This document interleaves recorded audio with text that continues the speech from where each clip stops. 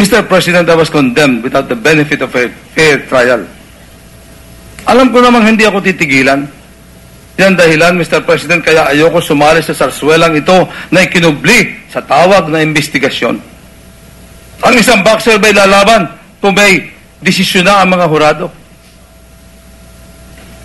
Sa kagustuhan na lang sirain ako sa mata ng bayan, ang isang marangal at napakagandang proyekto pa, ang babaloktutin at gagamitin laban sa akin. And this is precisely what is wrong with our country. Ang gumagawa ng tama at kabutihan ay siya pang kinakastigo. Kung ganyan ang ipapatuloy natin, wala na mga ahas mangarap at gumawa ng mabuti. Only those with vision, capability, and are strong-willed can be part of something like the C5 project. A project that shows the country is moving forward. While many of us want to get elected, promise progress for our country, C5 is that promise realized. It is there for everyone to take advantage of and to benefit from. And I'm proud to be part of this project.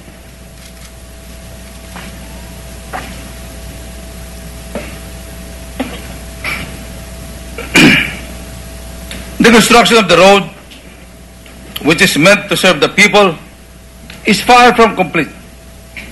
A day lost in the development of the C5 extension project is a day taken away from the people we are committed to serve. They need the road. They need our help. But some of our senators here have other needs, such as a need to embarrass me in public. They want to weaken my candidacy. They want me out of their way. Nalulungkot ako na ito ay nagpapalayo sa atin mula sa sinumpa natin trabaho sa Senado. Habang nagbabangayan ng mga senador, ay may mga tao sa labas na ng dating marangal na institusyon na ito na naghihirap. I am here today for the people who are not here in this room today. Kahit na magdamag tayo magdebate, siguradong tayo may kakainin pag uwi natin sa bahay. Ngunit ang karamihan sa ating mahihirap na kababayan ay di pwedeng umupo lamang at maghintay matapos tayo. Kung hindi sila kakayod, wala silang kakainin. And for the record, Mr. President, I want to set the facts straight. The report of the Committee of the Whole, as submitted and read to the public last Monday, is most unfair to me. I believe it was so presented to deceive the people. It was meant to destroy my reputation. Whatever the motives of my accusers, the report does not reflect truth. Wala pong katotohanan dito. Wala po akong kasalanan. Wala pong anomalya dito sa C5. Hindi po ako dito nakinabang. Sa mata ng Diyos, masasabi ko po yan na hindi ako nakinabang dito. Ito po'y magandang proyekto. Mula simula hanggang huli. Ang sinasabing investigasyon ay puno-puno ng politika. Lahat ng mga kalaban sa eleksyon ay nag-imbento. Sila ay nagluto. Nagluto ng isang kaso na kanilang pinalaki sa media. Nung binato nila ito sa Ethics Committee at malamang hindi sakop ng ethics ito, nagluto ng special set of rules para sa akin lang at ini-apply retroactively in clear violation of our Constitution. Sila mismo ang nag-conduct ng hearings.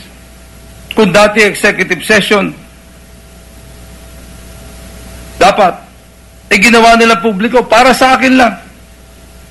An unprecedented 19 public hearings were staged to shame me. Napakaliwanag na pamumulitika lang.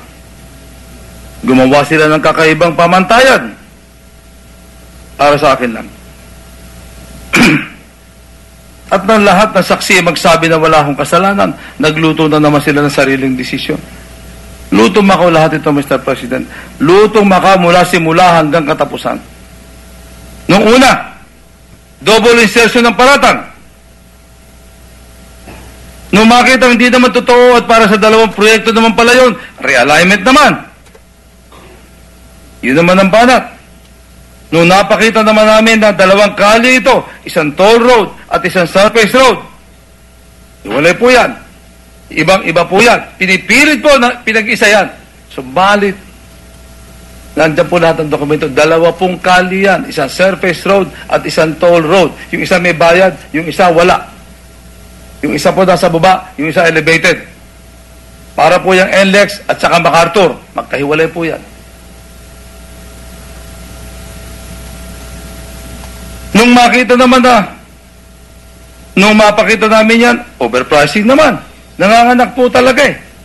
Nung mapakita naman namin wala overpricing, conflict of interest naman. Napabulaanan ko yun.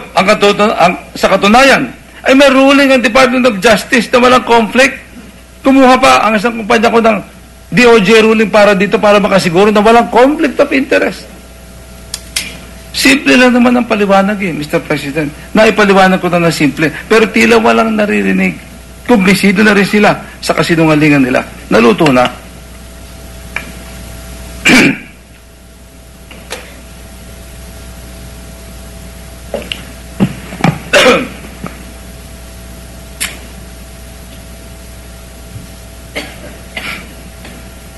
For the record, Mr. President, the C5 project is not just my own personal project.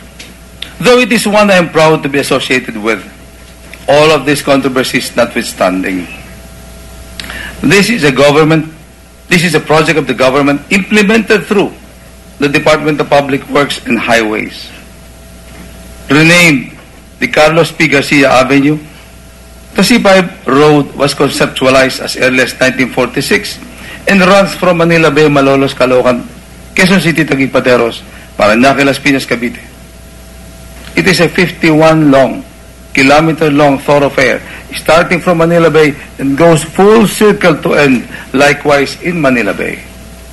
Of the entire stretch, 32.5 are fully developed, covering Malabon, Caloocan, going all the way to Quezon City, Taguig, Pateros, Parañaque, Las Piñas. As I am an ardent supporter of the development, I have been pushing for the completion of this project. I have emphasized in the past that the C5 road extension would ease the worsening traffic problem common in the neighboring cities of Parañaque, Las Piñas, and Muntinlupa, as well as the nearby towns of Cavite. Kita po natin yung grabing traffic sa Coastal Road araw-araw. Kawawa naman po yung mga taga Cavite, Las Piñas, Parañaque. Araw-araw po, grabe ang trapiko. And I have lived in Las Piñas for most part of my life, and I can attest to this severe traffic. Hindi lamang po yun. Even on weekends, it is almost impossible to exit BF Homes, BI's 2 main gates, Alabang and Lopez gates, without experiencing at least 30 minutes of traffic. The Lopez gate, being nearest to the C5 extension, is under frequent gridlock due to a large number of vehicles passing through BF Homes, which itself straddles the cities of Parañaque, Las Piñas, and Muntinlupa.